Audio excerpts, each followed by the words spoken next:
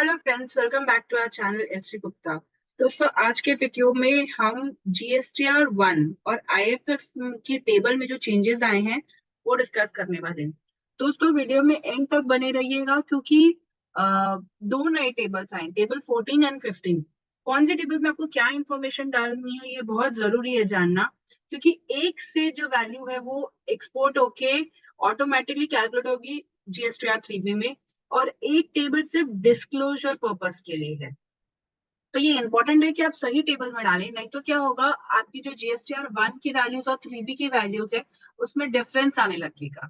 GSTR 3B में जो auto populate figure हुआ है वो रॉन्ग हो जाएगा। तो आपको ध्यान देना है कि आप टेबल 14 एंड 15 में कौन सी फिगर्स डाल रहे हैं वो आप डिटेल से सुने। तो बेसिकली ये जो नोटिफिकेशन आया था, नोटिफिकेशन नंबर 26/2022 सेंट्रल टैक्स में, डेटेड 26 दिसंबर 2022। इसमें ये कहा गया था कि दो नए टेबल्स आएंगे, टेबल नंबर 14 एंड 15 जीएसटीआर 1 में। इसके कुछ कुछ पोर्शंस आईएफएफ में भी आए हैं जो एप्लीकेबल है, जहां पर बी टू बी का इंफॉर्मेशन कैप्चर हो रहा है, वो आईएफएफ में भी आए हैं। जहां पर अगर आपने कोई सेल की है ई कॉमर्स ऑपरेटर के थ्रू, ई कॉमर्स ऑपरेटर मतलब एक ऑनलाइन प्लेटफॉर्म जिसके थ्रू आप सेल कर रहे हैं, जैसे कि फ्लिपकार्ट, amazon, स्नैपडील, कोई भी ऑनलाइन प्लेटफॉर्म को ई कॉमर्स ऑपरेटर कहा जाएगा। ई कॉमर्स ऑपरेटर मतलब क्या, जहां आपको एक प्लेटफॉर्म मिल रहा है कि आप अपने प्रोडक्ट सेल कर सकते हैं कस्टमर को। कस्टमर आपके पास नहीं बल्कि वो पोर्टल पे जाएंगे और वहां से आपके प्रोडक्ट खरीदेंगे।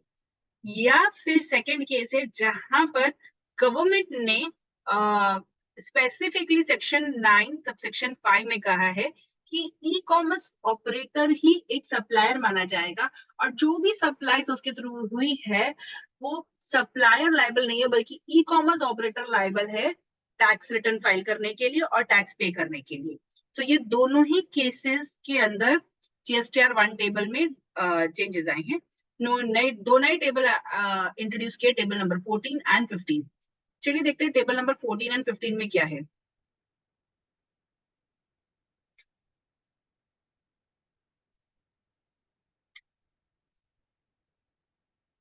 तो यहाँ पर टेबल नंबर 14 कवर करता है ई कॉमर्स ऑपरेटर के थ्रू सप्लाई किया हुआ, एंड टेबल नंबर 15 कवर करता है वो सेल्स जिसपे section 9 subsection 5 of the CGST act के थ्रू ई कॉमर्स ऑपरेटर को ही टैक्स पे करना है। तो यहाँ हम लोग थोड़ा डिटेल में देख लेते हैं। 14 में दो टैब्स आए, 14A और 14B। 14 की जो टेबल है वहां पर सप्लायर को रिपोर्ट करना है, यानी कि जिसने सेल किया है ई कॉमर्स ऑपरेटर के थ्रू उसे रिपोर्ट करना है टेबल नंबर 14 में। टेबल नंबर 14 जो है वो सिर्फ डिस्क्लोजर पर्पस के लिए है। इसके कोई भी फिगर्स ऑटो पॉपुलेट होके जीएसटीआर 3B में नहीं जाएंगे। इनफैक्ट आपने जो सेल की है ई कॉमर्स ऑपरेटर के थ्रू वो आपको टेबल 4 to 10, जहां पर भी जो एप्लीकेबल होता है जीएसटीआर 1 के अंदर, वहां तो डालनी ही है। उसके अलावा टेबल 14 में भी डालनी है। तो यहाँ पर आपने जो भी सेल ई कॉमर्स ऑपरेटर के थ्रू की है आपको दो जगह डिस्क्लोज करनी है। एक जो नॉर्मल टेबल 4 to 10 है जहां आप अभी तक डिस्क्लोज कर रहे थे वहां पर, प्लस टेबल 14 में। 14 का जो फर्स्ट टेबल है वहां पर आपको ई कॉमर्स के जीएसटीएन वाइज समरी देनी है, जहां पर आप देखोगे कौन सी ई कॉमर्स ऑपरेटर के थ्रू आपने कितना सेल किया है और उस पर कितना टैक्स एप्लीकेबल है। यहाँ से देखो, यहाँ क्लियरली लिखा है कि यहाँ की कोई भी टैक्सेबल वैल्यू आपकी जीएसटीआर 3B में ऑटो पॉपुलेट नहीं होगी। तो ये सिर्फ डिस्क्लोजर पर्पस के लिए। मान लीजिए कोई आपने डिटेल्स दी है टेबल 14 में जो इनकरेक्ट है और आप उसको अमेंड करना चाहते हैं, तो आप गोइंग फॉरवर्ड टेबल 14A में उसको अमेंड कर सकते हैं। सेकंड जो है यहाँ पर अगेन सप्लायर ही रिपोर्ट करेगा, बट ये वो सेल रिपोर्ट करेगा जहां पर ई कॉमर्स ऑपरेटर लाइबल है टैक्स पे करने के लिए एज पर सेक्शन 9 सबसेक्शन 5। तो जो 14A है वहां पर ई कॉमर्स ऑपरेटर सिर्फ टीसीएस डिडक्ट कर रहा है, बाकी सेल आप ही की है और आप ही को डिस्क्लोज करके उस पर टैक्स पे करना है। जो भी टीसीएस ई कॉमर्स ऑपरेटर ने पे किया है उसका आप क्लेम ले सकते हैं, एंड वो आपके कैश लेजर में आ जाएगा और वो आपके पेमेंट के सामने आप एडजस्ट कर सकते हैं। वहीं जो 14B में है, आपको वो सेल को डिस्क्लोज करना है जिसमें ई कॉमर्स ऑपरेटर खुद पूरा टैक्स पे कर रहा है, वो टीसीएस डिडक्ट नहीं कर रहा है बल्कि खुद पूरा टैक्स पे कर रहा है as per section 9 subsection 5 of the act. Again ये जो वैल्यूज हैं, ये कोई भी, ये जो फर्स्ट वाली टैब की है वो ऑटो पॉपुलेट नहीं होंगी, बट ये जो सेकंड टैब है, जैसे मैंने कहा कि जो भी सेक्शन 9 सबसेक्शन 5 में आता है, वो वाली वैल्यूज जीएसटीआर 3B में ऑटो पॉपुलेट होंगी। जो फर्स्ट वाली है, जो ई कॉमर्स ऑपरेटर के थ्रू आप डील करते हैं, जहां आप टैक्स पे कर रहे हैं और ई कॉमर्स ऑपरेटर ने टीसीएस से डिडक्ट किया है, वो सिर्फ डिस्क्लोजर पर्पस के लिए जाएगी। उसकी ओरिजिनल सेल वैल्यूज आपको फिर से टेबल 4 to 10 जहां पर भी एप्लीकेबल होता है, वो जीएसटीआर 1 में डालना है। वहीं जहां ये टेबल्स आती हैं, ये 14B में जो आप डाल रहे हो, वो आप टेबल 4 to 10 में नहीं डालोगे, नहीं तो डबल कैलकुलेशन हो जाएगा। दोस्तों ध्यान दिया जाए, इसे मैं बार बार कह रही हूँ कि कौन से डिस्क्लोजर के लिए है और कौन सी आपको वैल्यूज डालनी है जो ऑटो पॉपुलेट होंगे जीएसटीआर 3B में। जो भी आप सप्लाई कर रहे हैं ई कॉमर्स ऑपरेटर के थ्रू, जहां ई कॉमर्स ऑपरेटर सिर्फ टीसीएस कर रहा है, काट रहा है, वहां पर आपको दो जगह डिस्क्लोज करनी है, टेबल 4 to 10 और टेबल 14 में। जो टेबल 14 की वैल्यूज है वो जीएसटीआर 3B में नहीं जाएंगी, क्योंकि टेबल 4 to 10 की जो वैल्यूज है वो जा रही है जीएसटीआर 3B में।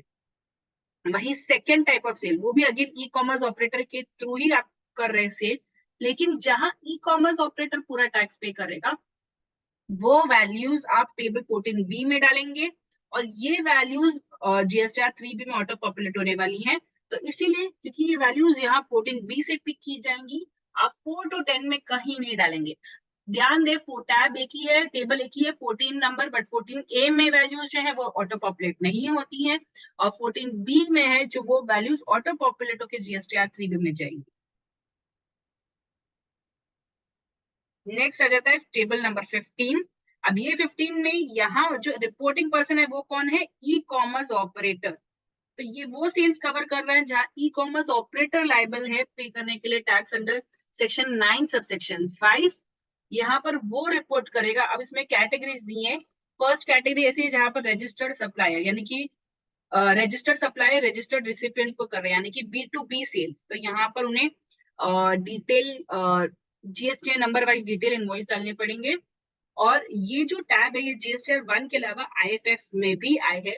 जैसे कि हम देखते हैं कि जहां पर भी B2B सप्लाईज होता है, वहां पर आपके पास ऑप्शन है कि आप आईएफएफ भर के भी B2B सेल डिस्क्लोज कर सकते हैं, या फिर आप क्वार्टरली जीएसटीआर 1 डिस्क्लोज कर रहे हैं वहां पर कर सकते हैं।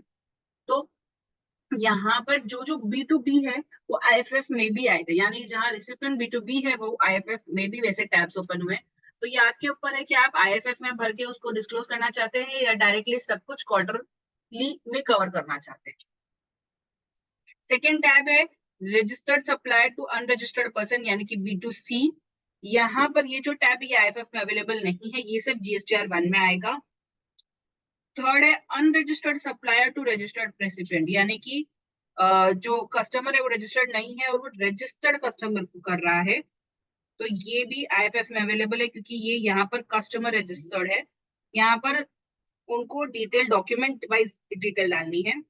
लास्ट है कैटेगरी जहां पर दोनों ही रजिस्टर्ड नहीं है, तो ये कैटेगरी आईएफएफ में अवेलेबल नहीं है, ये सिर्फ जीएसटीआर 1 में ही अवेलेबल है। जो भी वैल्यूज आप यहाँ पर डालेंगे वो आपकी ऑटो पॉपुलेट होगी जीएसटीआर 3B में। क्वेश्चन ये आता है कि इसमें फर्क क्या है 14B में और 15 में। 14B का जो है वो डिटेल्स है जहां पर आपको डालना है, यहाँ देखिए supplier has to report it लिखा हुआ है क्लियरली। और जो टेबल 15 है वहां ई कॉमर्स ऑपरेटर को रिपोर्ट करना है। तो यहाँ आपको ध्यान देना है कि कौन है आप as a tax payer e commerce operator हैं या फिर आप सप्लाई कर रहे हो थ्रू ई कॉमर्स ऑपरेटर। अगर आप सप्लाई कर रहे हो थ्रू ई कॉमर्स ऑपरेटर तो टेबल 14 में कवर होगे।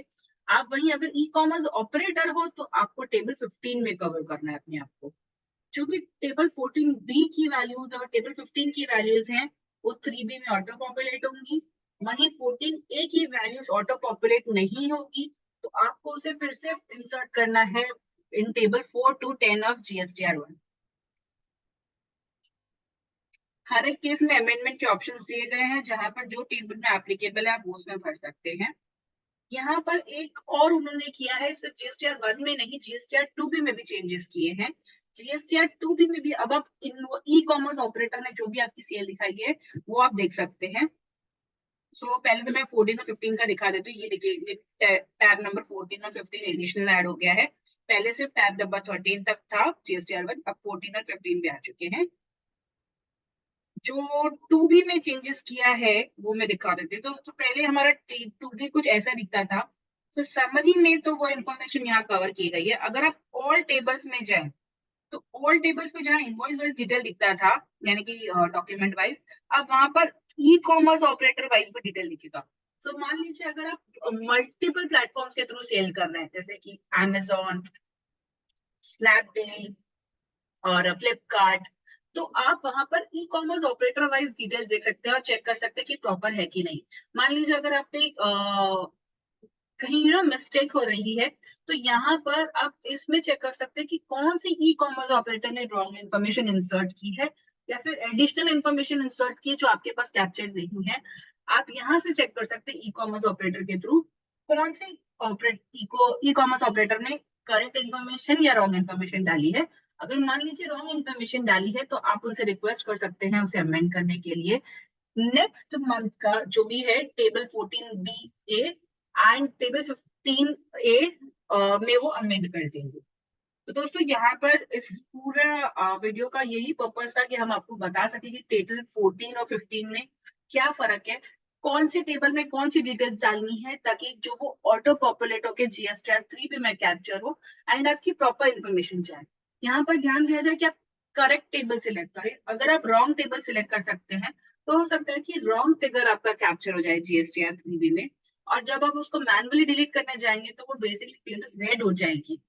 आई चांस है कि आपके पास नोटिस आए इस चीज के लिए कि क्यों आपने टेबल 3B में, जो GSTR3B में जो डिटेल्स ऑटो पॉपुलेट है, उसे क्यों चेंज किया है। तो आई होप दोस्तों आपको ये वीडियो अच्छा लगा हो तो लाइक कीजिए, ज्यादा से ज्यादा लोगों के साथ शेयर कीजिए, और हाँ, हमारे चैनल को सब्सक्राइब करना नहीं भूलिएगा और ऐसे वीडियोस देखने के लिए। Thank you.